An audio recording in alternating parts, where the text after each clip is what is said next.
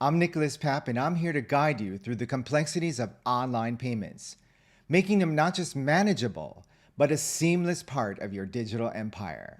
First, choosing the right payment platform is key. I look for platforms that are not only user-friendly, but also offer robust security features. It's about balancing convenience with trust. Offering multiple payment options is crucial. Credit cards, digital wallets, bank transfers. The more options you provide, the wider the net you cast. I always aim to cater to the preferences of my diverse customer base. Security is paramount. I don't keep any credit card numbers.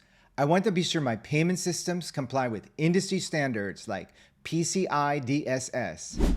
This not only protects my business, but also reassures my customers that their data is safe. Integration is another important aspect.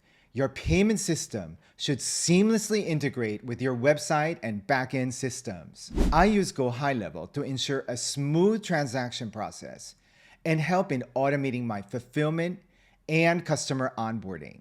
As soon as they pay, we start the onboarding process.